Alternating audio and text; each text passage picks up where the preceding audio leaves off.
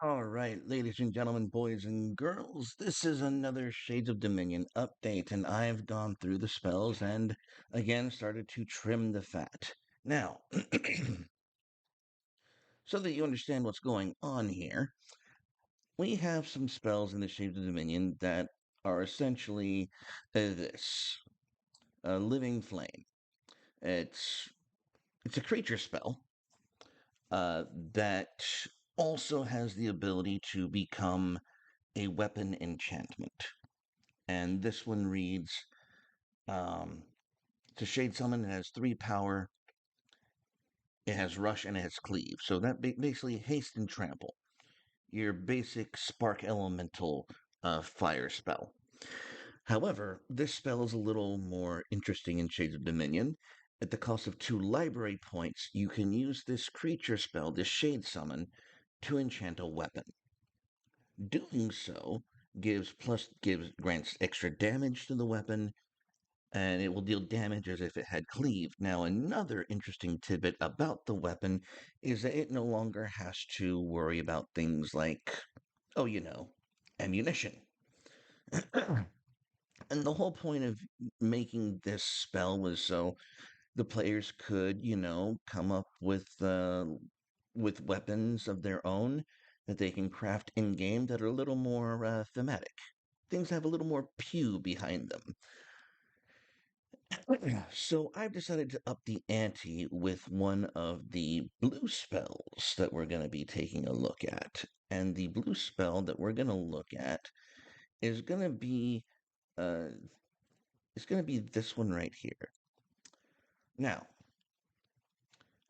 this is grayscaled Gariel. It's a crocodile, and it has Island Walk. Now, in the Shade Dominion, Island Walk is not Island Walk; it is phasing. Phasing is more like um, almost like indestructible meets shroud. When you're hit with an attack or a spell, depending on the particular type of phasing that you have, you roll a d6 on a 4 plus, nothing happens. The attack or the spell loses its effect. Um, if you're wearing clothes with phasing, you can possibly, phase through attacks, have attacks phase through you. You can phase through walls a certain distance. Phasing is very versatile depending on what it's enchanted with. So it's a 1-1 with phasing. It's a general idea. And I've decided, well, I want something more. I want something a little bit more oomph. I want something a little more pew, a little more bang, a little more pizzazz. So that's what we got. We have this lovely little addition to our game, Sinister Ghast. Now, Sinister Ghast is very similar to our our fire spell. It also has Rush. For those of you who speak Magic the Gathering, Rush is haste.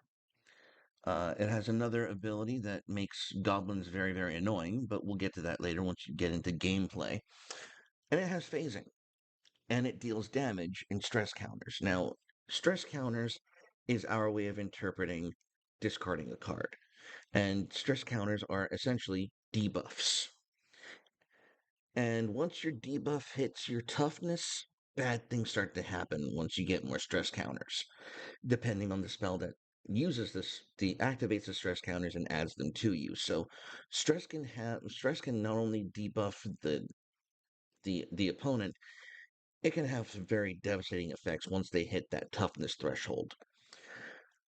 So similarly, Sinister Ghast does something a little more different than the Living Flame creature. It says at the cost of 2 library points, we're keeping that the same because of consistency. This spell can be used as an aspect to enchant a ranged weapon.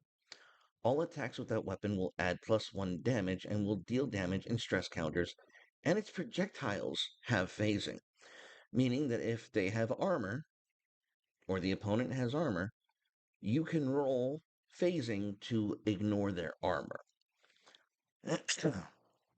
Now, you're not dealing any damage with this. This is illusion magic. You're psyching out your opponent. You're scaring the shit out of them. You're giving them a mind virus.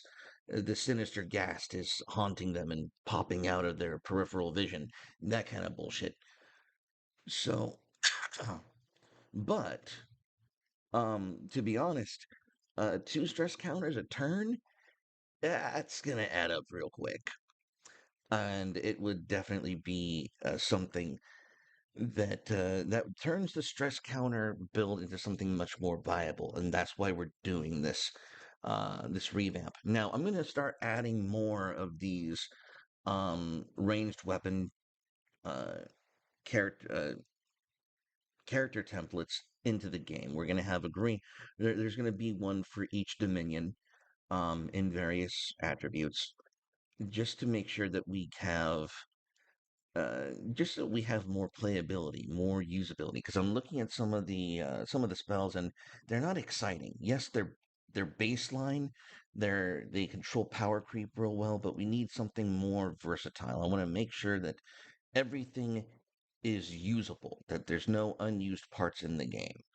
Um, at least starting out. So, we don't have any imbalance, as it were. So we're gonna make sure that each dominion, each color gets its own kind of oomph and pizzazz.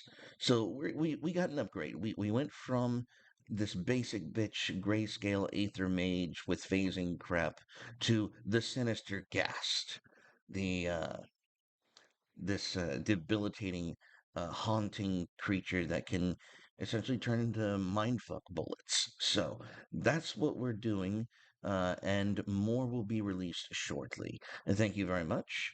And I hope you all remember to take some time to throw some shade. Bye bye.